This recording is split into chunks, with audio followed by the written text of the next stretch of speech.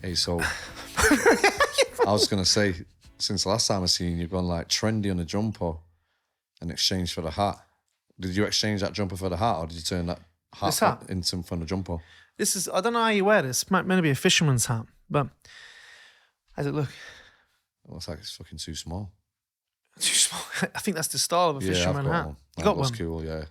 How'd you wear it like this? Whoa. You meant to put it over your ears? No. Welcome to Fashion Tips with Ben. You're the only man that can make uncool shit look cool. You say that every week. I'm so happy that you say that to me. Good. That means a lot to me. No, it means a lot to me. So, welcome along, folks. Welcome back to the latest episode of the latest and greatest show. I really want some papers I can bang on like a fucking newsreader. Like an anchor man. Yeah. The Human Torch. What's that guy called? Ron Burgundy. Ron Burgundy. Yeah. One of my favourite scenes of Anchorman. Have you watched Anchorman? Yeah. I don't trust anyone who hasn't watched Anchorman. I just don't fucking trust it. Like, you don't like Anchorman. One of my favourite scenes is when Ron misses the news and Veronica's the Wait. How many fucking times have you watched this film? So Veronica's the lead, isn't she? Yeah. And she's like, he bursts in after he's had a fight with that bloke. And he comes in. I mean, that's one of my favourite sayings. When he says, "Ron, where are you?" And he's in the payphone. "I'm in a glass case of emotion." It's like most people, eh? Yeah, but I love it when he comes in and Veronica says to him, Ron, I did it. I let the news. He was like, What? This is outrageous. She said, "Honey, I told you I wanted to be an anchor." He said, "I thought you were joking. I wrote it down in my journal that night. Veronica said a very funny joke at dinner." So anytime someone says something in our house now, I have to do that impression. Yeah, I thought you were joking. I wrote it down in my journal that night. Bianca sick of it yet or what? Yeah, you have to be there, really. You have to be there to appreciate the level of humour that it is. But I get all my humour. I'm just rattling on that. Before we dive in, I get all my humour.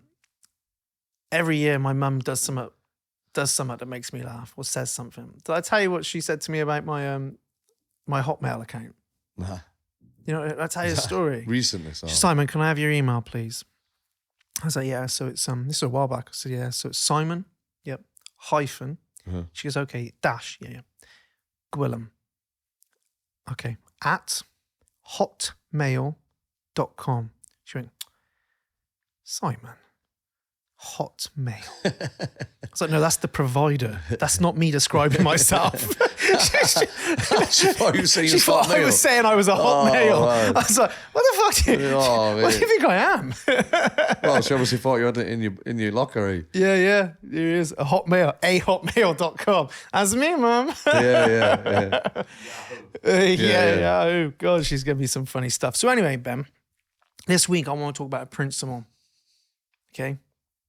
The principle in the book. We haven't mentioned the book for a long time, but it's still out there. Go get it on Amazon. How to Be Less Shit. Go get it. My favorite chapter, one of my favorite chapters, Making Friends with the Enemy. Right? This idea that we sometimes prioritize. Come get you. Sometimes prioritize building grit and mental resilience because we're afraid of our own mind rather than actually making friends with the so-called enemy and actually loosen up and saying, hey, what we got here? Do you know what I mean? Like, how can I seek to understand myself? Do you know what I mean? Yeah. Make sense? Yeah. And I was just wondering, because me and you've hung out for a long time, do you think you've made that transition? We haven't spoken about this till this very second, but I was thinking back for all of us, when I first met you, possibly a little bit like me at the same time, like trying to keep control of our mind because losing control of it meant chaos, if you know what I mean, rather than actually learning to let go a little bit, seek to understand some of the things we don't like about ourselves. Do you know what I mean? Yeah, I felt like I was losing control, not trying to control it. Maybe that's the same thing. Yeah. Well, control's a funny illusion because we actually have so little control over how we think. Yeah, good point. When you think about it. Well, in the initial reaction, right? Yeah, nobody on the planet can stop the first thought that comes into their head, can they? No. I don't think they've ever. You don't know. You can't predict what the next thought's going to be, and we actually have very little control over how we think. Our whole think thought about it. process, yeah. Yeah, it's always reactionary, isn't it? Mm. So I suppose rather than clinging on, and I was just thinking about this because we're in the business of helping people think better, improve their lives, all this type of stuff that we do outside of this show. And I think one thing that I constantly kind of come into contact with is this: I'm battling against my own mind. Yeah, yeah. I'm trying to remove negative thoughts. I'm trying to get control. I'm almost suppressing. I think that's the right word. Yeah. Is it suppress or is it what's the other word that's oppress? Oppress. No, I don't think that's. Either way, we're trying to. I'll get it in a minute. We're trying to suppress these elements of ourselves that we don't like, and it's like holding that analogy, holding a beach ball down underwater. That the moment we take our eye off the ball a little bit, or something triggers that, it's like, up in your face, and then we're reacting all the ways we don't like. As opposed to, and we think that's the only way, as opposed to, hang on a minute, let's get the beach ball out. Let's have a look at it. Why is this beach ball here? You know what? Yeah, what does it want from me? What's it telling me? Like, so the whole point of that chapter is, how can I understand myself better? How can I work with my mind, not against it? Rather than fight it.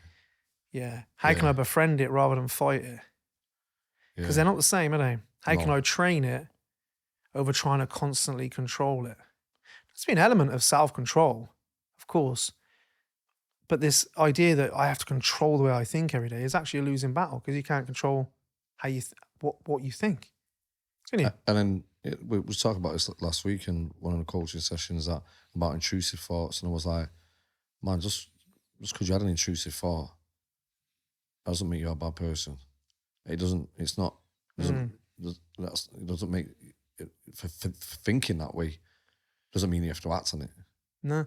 And I was like, look, I get intrusive thoughts all the time. Explaining the situation with the fella in the fucking sauna coming, telling me I was too close to the steam and it's going to touch my skin and my sweat is going to be all over the sauna. I was like, mate, we're in a sauna, regardless where I sit. And I was thinking to this guy, I'm going to fucking headlock this fella and throw him out of here in a minute. And like, but it doesn't make me a bad person that had these type of thoughts because I didn't act on them, right? Yeah. And we all have this, and that's what we see in Unbreakable. We think, man, I've had this thought again, or people make so much progress and they start feeling a certain way and start having these thoughts again. They think they've lost all the progress and they're going backwards, and they start wrestling with it again, and it's like, whoa. Yeah. And I see that.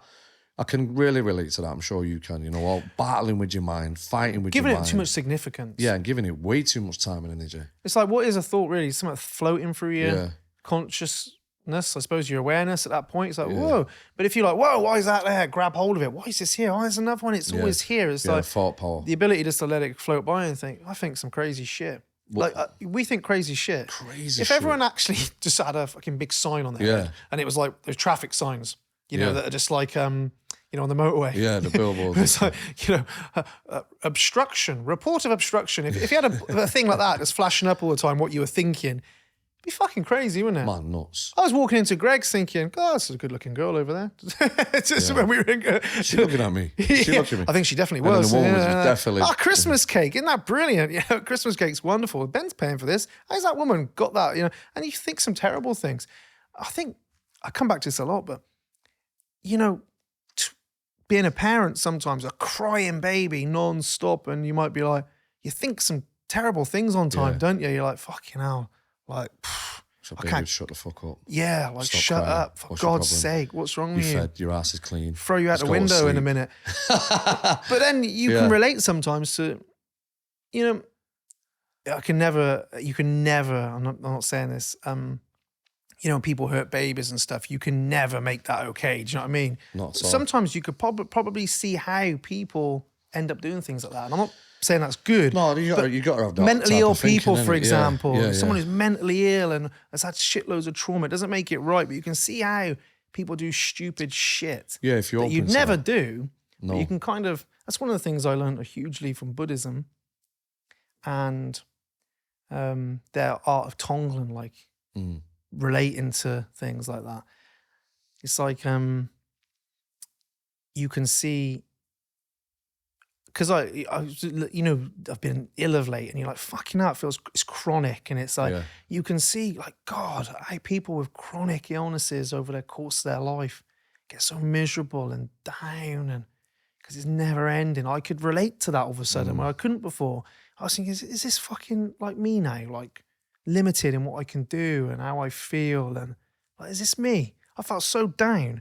So you take someone who's had that for 30 years, you're like, fucking hell. That must be so hard. It must be exhausting. Especially when you've not got no real solution or answers. Yeah. You know, and getting to the root of it. And again, then, you know, you're having to battle with all that. Is it this? Is it that? Is it me? Is it sick? Is this the rest of my life? Or, and I'm not making, well, I suppose you don't have to make friends with it, but you've got to at least work with it rather than suppress it. And then for these things, you know, they spiral out of control, this little thought, when you start tackling it doesn't stay that far. Then you download it. It comes with a load of attachments, doesn't it? And things stem off from that. And then you take that down, things stem off from that. Like, you think about the thought of worrying about what people think, right? Where we fucking never know what someone else is thinking, yet you worry about the thing. So that chitter-chatter of you actually making the thing up in your head, when you don't never know what they're going to... So what point is that? And where does it, you know, is that attached to a more deeper root of different thoughts that led to that thought? The point I'm trying to make about like the thing about like being chronically ill, or even the baby thing's a perfect example. You can't condone that. Do you know what I mean? But I have thought terrible things on times, but you just don't do it. If that makes sense. Yeah. People say, "Oh God, I thought all this stuff." It's like people think a lot of bad shit all the time. Yeah. They're just thoughts flying through. It's what you do, really. Yeah, yeah. Do you know what I mean? It's how you act upon that. Yeah. Is the point I'm trying to make. And I think we've all been in situations where you thought absolutely awful things about people or life or yourself. Oh, yourself, that's a big one. Yeah, and you're like, or certainly you've become aware of thoughts about yourself or life or things. But I think when we talk, sometimes I remember thinking I was the only one who thought like that. I must be the only person on the planet who thinks terrible things about other people or different things. And it's like, actually, no. And what makes it worse, you know, we're going to label this shit positive thinking, negative thinking. Yeah. I think that's ignorant to the complexity of that, you know. Well, it's just thinking. And it's just fucking thinking, isn't it? And what meaning we assign to that really comes down to our level of skill, our level of understanding, level of awareness. I think actually, come to think of it, I wrote about this in the book actually. I was using Mark as an example because when I met Mark, I was in Newcastle at an event with Paul and stuff, and he was talking about what he could see in me. And I remember, like, when I was writing, the book was quite hard for me to write in a sense because it brought up a lot of old stuff. Because I was trying to put myself, I didn't want to write a how-to book which was prescription-based. I wanted to add a bit of personal narrative, or certainly story-based narrative in some places. So I was trying to remember times in my own life, not make it about me, but sort of explain through stories about people or about me, kind of, somewhat relatable. Mate, am I in this book? Nah. Of all the stories I've told you, I'm not in the story. No, book. you're in the new book. Oh, we're on about Unbreakable here? Don't worry, you're in my new book, Flip This. No, I'm on about how to be less shit. Oh, right, cool, But I don't think you're in it, no. That's nice. Well, I wrote it a year ago. I'd only known you for about 5 years by then. Yeah, maybe a bit more. Yeah, but now after this, I think you might get there. But going back to that, I thought I was the biggest piece of shit in Earth. Yeah. And I don't know why but I was consumed by it. I couldn't escape it. Do you know what I mean? Yeah. And no amount of reasoning I think the more I tried to figure out, to wrestle with it and move it and suppress it and like almost be like, no, I'm not a piece of shit because look, I'm doing this. Yeah. I'm proving to myself I'm not a piece of shit. Like, then the worse it gone. Do you know what I mean? But when I sort of sat like, right, let's sit with this. Let's see how bad this is. That's when meditation came in and was a big game changer for me, to sit there and be like, yeah, there they are, look. There's one of them thoughts. They're not hurting me, are they? Do you know what I mean? When I was able to separate eventually from them. Yeah. But do you know what I mean? We all get caught up in those prison to your own thoughts. Yeah. Bit of Viktor Frankl. You must have thought that. Oh, man, Jesus. Man, it's not only... There's the side of it that's not real, right? The thoughts that are just thoughts. But the memory of the thoughts as well, I've done some horrible shit. And I remember going through a time with you, I'm sure you helped me with, it was you, we were talking about, man, I look back at some of the shit I've done now I've changed and I'm fucking ashamed of it. Not only that, like, what I think about myself now and the thought that's gave birth to, yeah? Because I'm looking at it through the lens of a man that can see where he's gone wrong and a different person. You know, the work I had to do on that, addressing it, made me realise, that was the choices I made then, right? That was who I was then. And looking back at that now, the person I am now, doesn't give it a fair account. And working with it actually gave me the lessons, actually gave me the teachings, actually gave me the acceptance that helped me become the man I am today. And I won't change a thing, even the things that have happened that are out of my control. You know, so, and you know, that again, there's a thought process in this where it sits with the victim. Why me? Why has that happened? And I don't think there's really anyone. I know people have been hurt by people, but really the majority of us, if there's anyone at the top of the list of treat yourself bad, is probably ourselves. You've got to be the top dog in that. Yeah, and also, I think there's not many people I don't think there's anyone on the planet who's not hurt somebody. Yeah. We forget that sometimes when we've been hurt. Or we've been wronged. We forget that we probably wronged someone, even sometimes unintentionally. Not intentionally. But that's what the world's come to now, right? You can't hurt anybody. No one can feel bad. Fuck, no one can feel offended, although everyone's looking to be offended. Yeah, what's the big difference between going out and thinking, I'm going to fucking offend you? Yeah. And then wanting to be offended. Or just being yourself possibly and talking about something and, offending someone. We're all going to be offended by different things, aren't we? Based on our past history. This conversation right now, I've probably said a few things there where people go, that could find really offensive or triggering to them, but maybe not to somebody else. Well, who's that on? Do you know what I mean? I'm saying the exact same words. I always say that when I teach. Like, I'm saying the exact same words to all of you. Well, someone you're going to take it and go, wow, man, like, that's lit a fire in me. Somebody else is going to say, wow, you're an asshole. I've said the same words to everyone. What decided it? Probably your past experiences. Crazy, right? Do you know what I mean? So what am I meant to do? Change my words for you a little bit and then maybe you don't get something from, now I've offended you. Well, that's crazy. They're not offended, but they are now. Oh, fuck, I better change. It's a bit like exercise classes. Do you remember? Back in the day, teaching a big circuit class, sometimes if you wanted to please everyone, there's always someone doesn't quite like it. Yeah. So 99% of the group could like it, one person doesn't. So what do? Do you change it for the one person? Hell no. Of course you don't. No. But I remember you used to be trying to please them, and then somebody else is unhappy. You're like, well, look, I'm just going to be me. If you like it, come, and if you don't, fucking don't come. And where's the fact that actually, if you're offended, if someone's offended and someone's not offended by what you said, and then they want you to change it, then you're going to feel offended. Also, yeah, yeah. You know what I mean? Yeah, like, yeah. This is shit's going on with it, but you can't say that. Well, fucking, yeah, I can. Well, that offended person, it could be deemed as hate speech. Well, the very fact that I can't say it now is making me feel offended at the fact that you feel offended. So now you don't feel offended, but I feel... I'm offended that you're not offended. Right not I'm offended you're not offended by that. This is the shit happened. I told you my son the other week in school and getting bleeding detention because he said what he thought was right. And the woman is like, well, we're talking about compassion and kindness, right? And I'm like, well, that's funny, innit? Because now that he doesn't agree with what you're saying, where's your compassion and kindness? And you want to start labeling some shit he'd never even heard of and giving him detention. Yeah. And now, actually, you can't even give me a deep understanding why you're offended. And you are actually the judge who determines who's been offended, even though no one said you've been offended. And now you're just making some shit up that isn't there, but it's my child that actually come home feeling offended. How the hell does that make sense? Life's a funny old thing.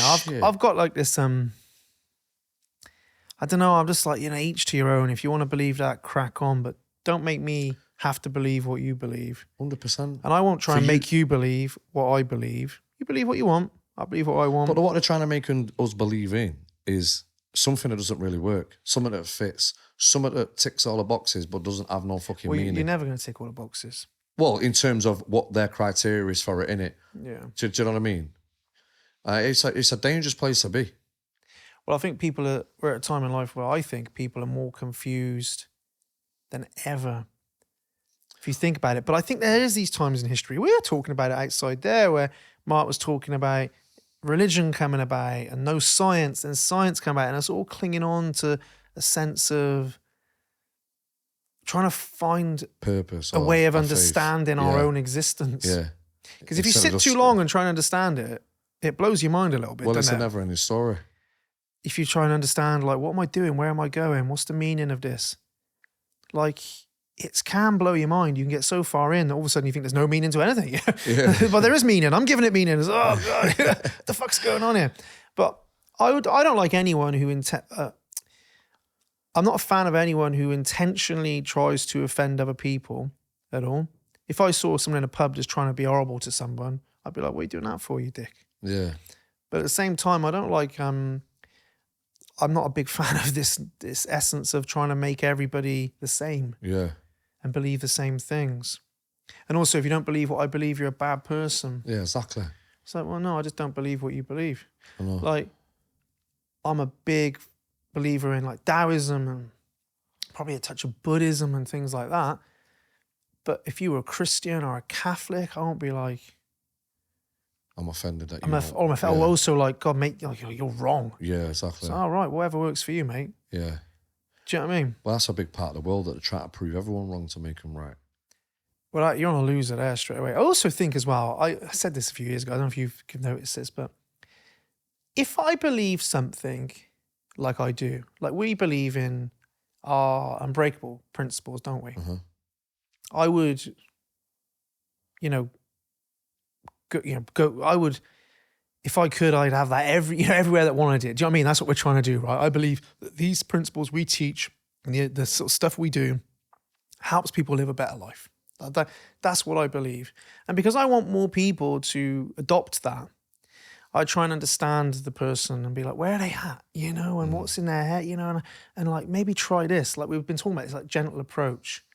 I don't want to alienate them because I want them to believe, I want them to come in, I want them to get closer to us and have this amazing stuff and live and get the results all our members get, So the last thing I want to do is attack them, isn't it? Yeah, yeah. And be like, you're right, what you're doing is shit and that's never going to get you anywhere. Because what are they going to do when I do that?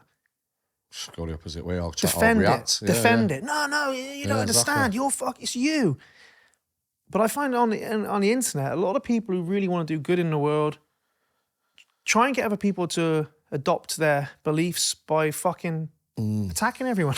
It's like, you're never going to get them on your side. You'll be more skillful than that. If you want them to come up, believe what you believe, you've got to be a bit more intelligent than that. You've got to go in and try to understand. That fella, that bit of a fucking influence at the minute, and I was saying, what the fuck is wrong with this guy? He was going, look at this cunt here. Drinking lemon water in the morning. And I was like, you got a big following, Well, James right? Smith. Yeah, that's his fella. That's his name. Yeah. He used to do a lot of that on, I was like, wait a minute, Facebook. Wait a minute. If you done that in front of my mum, she'd tell me to beat the fuck out of you. Do you know what I mean? Like, you don't speak about all the... And she's over there doing her thing. Whether fucking lemon water works or not, who are you to start fucking being a judge and jury on that shit? Yeah? An asshole. Start bullying a woman, calling them a cunt and that. In hope that it makes you look better. Or in hope that people then shift towards, let's not do that shit, let's do... Because listen... Whether you drink fucking water or lemon water in the morning, the fact that you're drinking water, and there is health benefits to fucking drinking lemon water, better than a sugary ass drink or a fucking Lucasade in the morning. If it's you ain't getting up on the camera going, let's go on to Lucasade and all these big fucking corporate companies that are just fucking drowning us in sugar and a link to poor health in that shit. And this is all over the show, try to demonise and fucking disrespect and push people down. I don't like anyone who isolates an individual. Huh? I don't like anyone who isolates an individual like they were doing. And you see them all They did it a lot. And going, oh, look at this idiot. Oh, God, sarcastic. I'm like, that is the lowest form of teaching I can ever. Mate. I know you're not trying to teach, but that's the lowest form of making a point to me that will ever exist.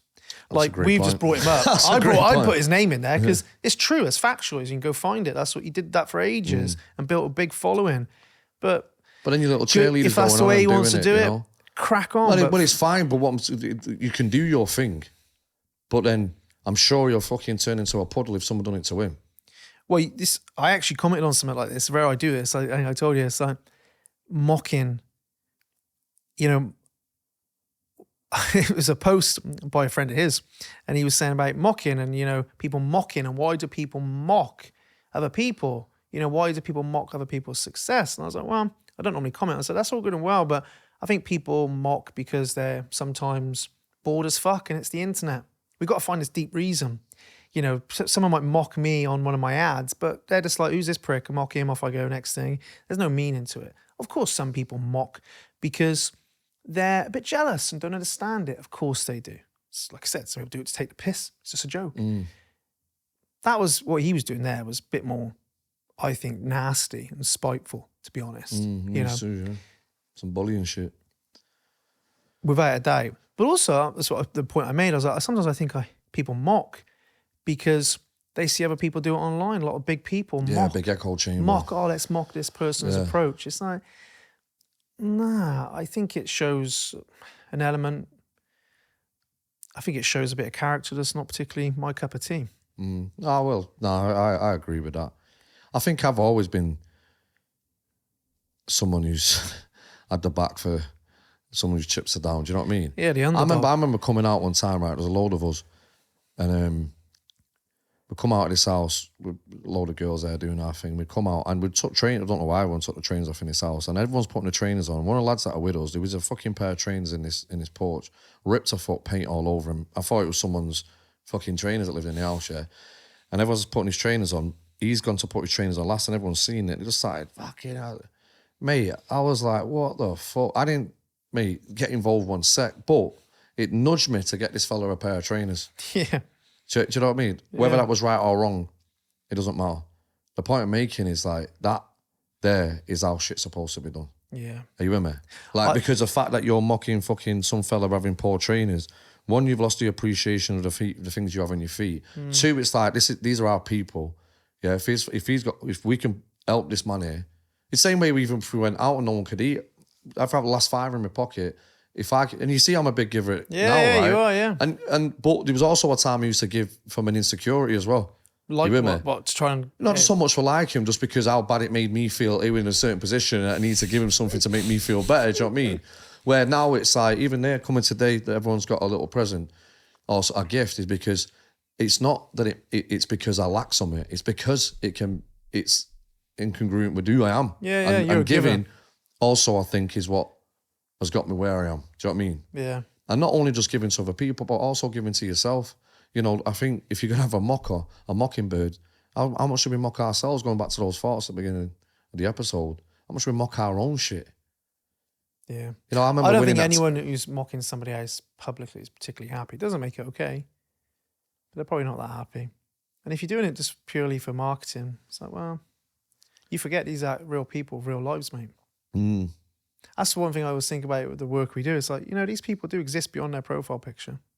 True. I'm not about random people, but if someone comes into our world, it's like, I see that as a big responsibility. They've extended an element of trust to us. You know, it should be like a doctor. First rule should be do no harm. Well, that shit's out the window. Do no harm. Do you know what I mean? It's like, if you're going to come into my world, I want you to feel safe. I want you to feel like, you know, that doesn't mean I'm always going to be nice. You know, sometimes we're pretty direct. You know, if somebody needs a little direct nudge, but that's man management, isn't it? In a sense, you know who needs a hug, who needs a nudge, of course, who needs to be a bit direct because that's how they respond. Never nasty. But I don't know. I think there's a lot to be said. I actually don't understand this element of feeling the need to. Oh, hello. All attackers are crying for help. Yeah, I don't understand why you feel the need to attack other people online.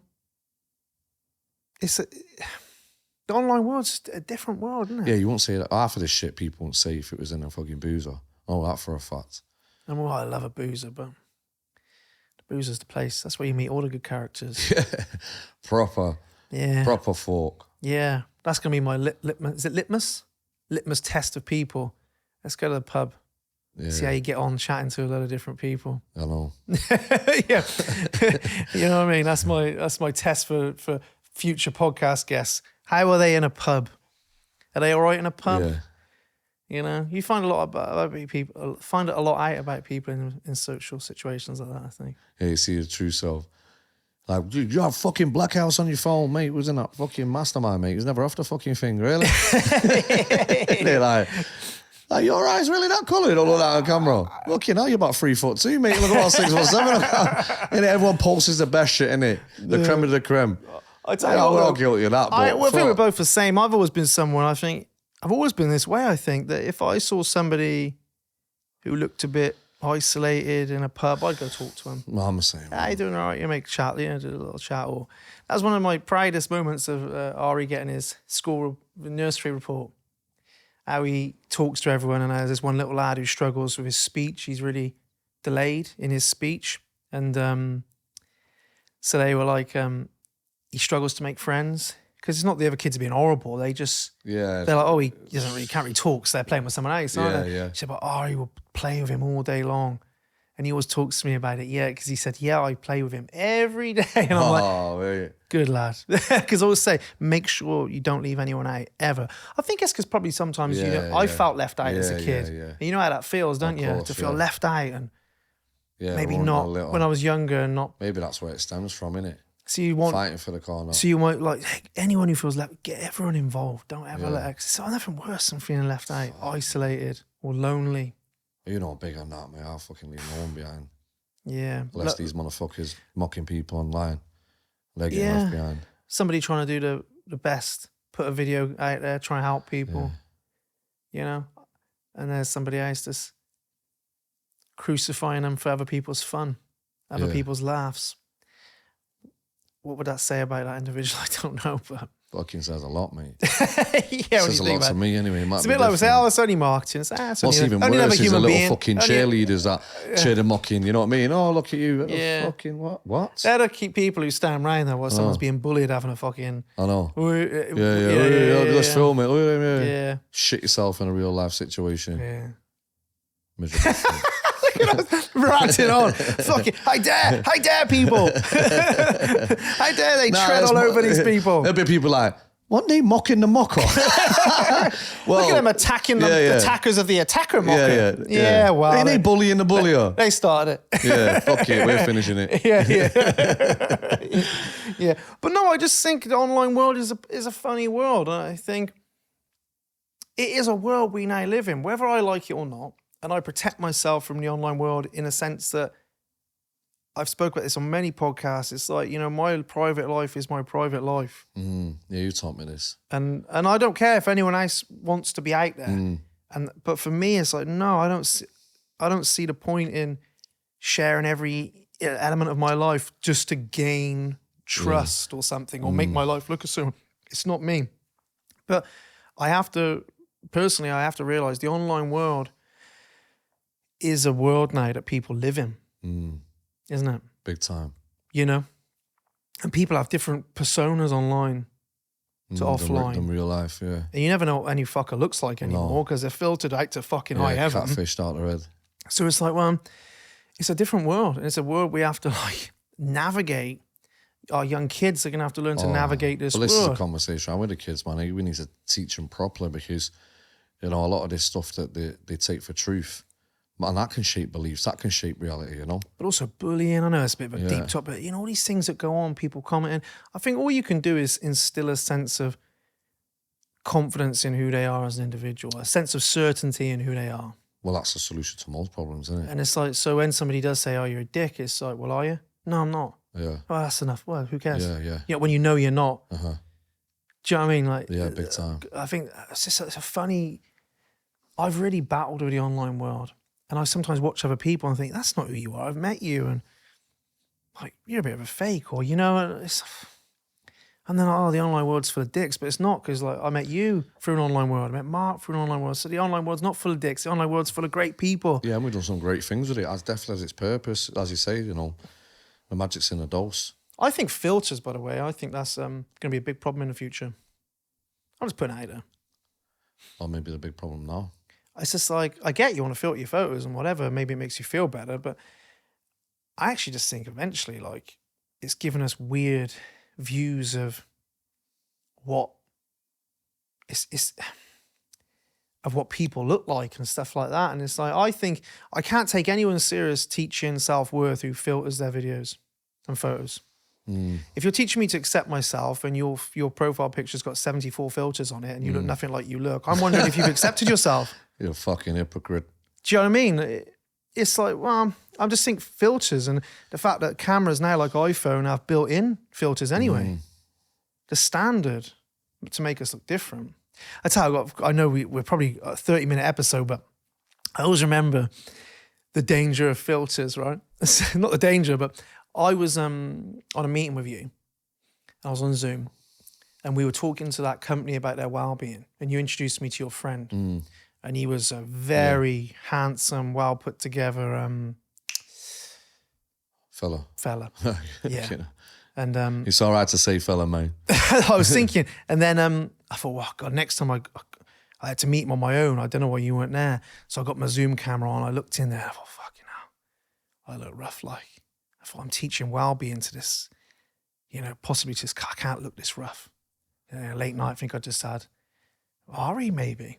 I was like, you can touch up your appearance on Zoom. So I thought, I want to get in and touch up my appearance, right? So I get in and I'm looking at the camera now, but get the button. I'm like, right.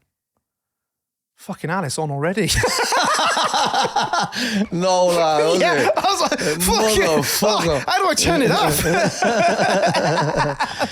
I turned it off. I was like, I look like a self-service checkout. You know those cameras on there? You're like, I just want to pay for me for bacon fries. Who the fuck's that old man? That's me. Yeah, I know.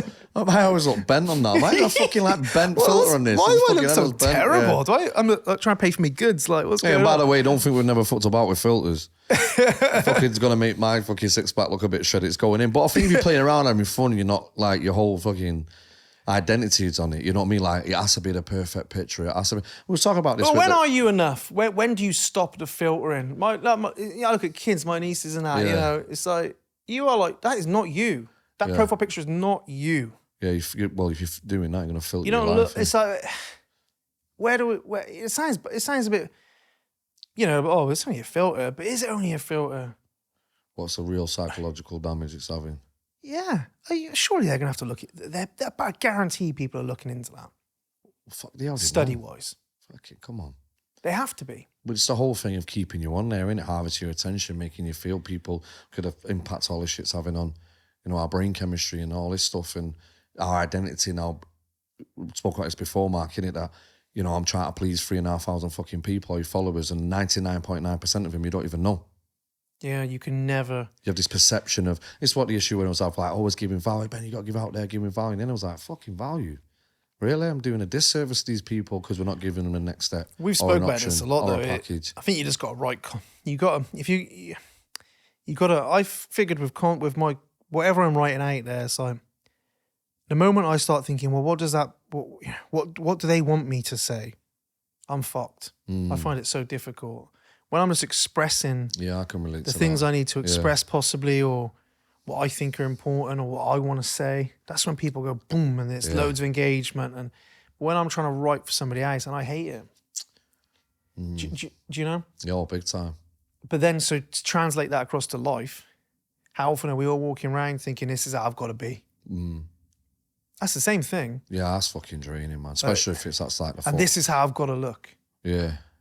And this is how, I've got to do this. It's like, man, that is a drain, isn't it? And this, I've got to hide who I am. Oh, I don't like my appearance. I'll put that filter on. Oh, now I'm happy. And it's almost like, what's that story of like, they talk about like hiding elements of who you are as like kind of trying to imagine a pineapple in your hand. I think it's Debbie Ford writes about this. And it's like, you've got to hide that pineapple wherever you go. So I'm talking to you and I'm like, well, I can't let Ben see that. Yeah, and I'm talking to Mark. Well, I can't let Mark see that. I'm talking to these people. Well, they can't see that.